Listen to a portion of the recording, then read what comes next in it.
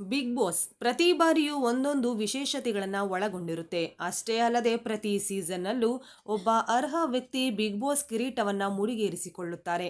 ಹಾಗೆಯೇ ಪ್ರತಿ ಸೀಸನ್ ನೋಡಿದಾಗ ಪ್ರತಿಯೊಬ್ಬರು ಕೂಡ ಇಂತಿಷ್ಟು ವೋಟ್ಗಳನ್ನು ಪಡೆದುಕೊಳ್ಳುತ್ತಾರೆ.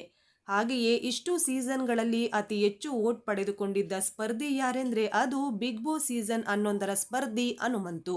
ಹೌದು, ಕಳೆದ ಸೀಸನ್ನಲ್ಲಿ ವೈಲ್ಡ್ ಕಾರ್ಡ್ ಮೂಲಕ ಎಂಟ್ರಿ ಕೊಟ್ಟ ಹನುಮಂತು ಬಿಗ್ ಬಾಸ್ ವಿನ್ನರ್ ಆಗಿ ಇತಿಹಾಸವನ್ನೇ ನಿರ್ಮಿಸಿದ್ದರು.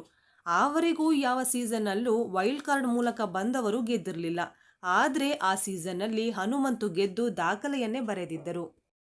ಇದೀಗ ಗಿಲ್ಲಿ ಸರದಿ ಟ್ರೋಫಿ ಗೆದ್ದಿರೋದು ಒಂದು ಸಾಧನೆ ಆಗಿದ್ರೆ, ಮತ್ತೊಂದು ಅತಿ ದೊಡ್ಡ ಸಾಧನೆ ಏನೆಂದರೆ ಹನುಮಂತು ಪಡೆದುಕೊಂಡ ಒಟ್ಟು ಮತ ಎಷ್ಟೆಂದರೆ ಬರೋಬ್ಬರಿ 5,23,89,318. ಸೀಸನ್ 1ರಲ್ಲಿ ನೋಡುತ್ತಾ ಬರೋದಾದರೆ ಯಾರೂ ಕೂಡ ಅಷ್ಟೊಂದು ವೋಟ್ ಪಡೆದಿರಲಿಲ್ಲ. ಅಂತೆಯೇ ಮೊಟ್ಟ ಮೊದಲ ಬಾರಿಗೆ ಹನುಮಂತು ಅಷ್ಟೊಂದು ವೋಟ್ನ ಅಂತರದಲ್ಲಿ ಗೆದ್ದಿದ್ರು. ಇನ್ನು ಇದೀಗ ಬಿಗ್ ಬಾಸ್ ಸೀಸನ್ 12ರಲ್ಲಿ ಗಿಲ್ಲಿ ಸರದಿ ಎಂದು ಫ್ಯಾನ್ಸ್ ಮಾತನಾಡಿಕೊಳ್ಳುತ್ತಿದ್ದಾರೆ. ಬಿಗ್ ಬಾಸ್ ಕನ್ನಡ ಸೀಸನ್ 12 ಇದೀಗ ಕೊನೆ ಹಂತಕ್ಕೆ ತಲುಪಿದೆ. ಇನ್ನೇನು ಕೆಲವೇ ಕ್ಷಣಗಳಲ್ಲಿ ಬಿಗ್ ಬಾಸ್ ಗ್ರ್ಯಾಂಡ್ ಫಿನಾಲೆ ನಡೆಯಲಿದ್ದು, ಅಭಿಮಾನಿಗಳ ಉತ್ಸಾಹ ದಿನೇ ದಿನೇ ಹೆಚ್ಚಾಗ್ತಾ ಇದೆ. ವಿಶೇಷವಾಗಿ ಈ ಸೀಸನ್ನಲ್ಲಿ ಮೊಟ್ಟ ಮೊದಲ ಬಾರಿಗೆ ಅತಿ ಹೆಚ್ಚು ಟ್ರೆಂಡ್ ಸೆಟ್ ಪಡೆದ ಸ್ಪರ್ಧಿ ಯಾರೆಂದ್ರೆ ಅದು ಗಿಲ್ಲಿ.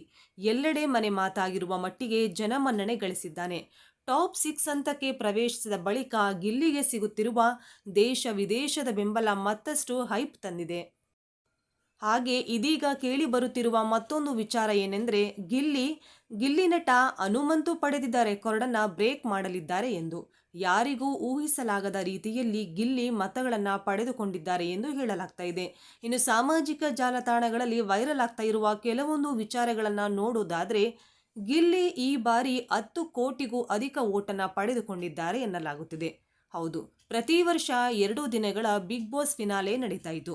ಹಾಗೆಯೇ ಈ ಬಾರಿ ಕೂಡ ಜನವರಿ 17 ಮತ್ತು 18ರಂದು 2 ದಿನಗಳ ಫಿನಾಲೆ ನಡೆಯಲಿದೆ ಎಂದು ಎಲ್ಲರೂ ಅಂದುಕೊಂಡಿದ್ದರು.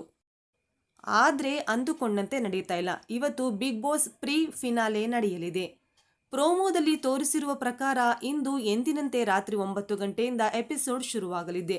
ಆದರೆ ಪ್ರೀ ಫಿನಾಲೆ ಯಾವ ರೀತಿ ಇರಲಿದೆ ಎಂಬುದು ಇನ್ನೂ ಎಪಿಸೋಡ್ ಶುರುವಾದ ಬಳಿಕವೇ ತಿಳಿಯಲಿದೆ.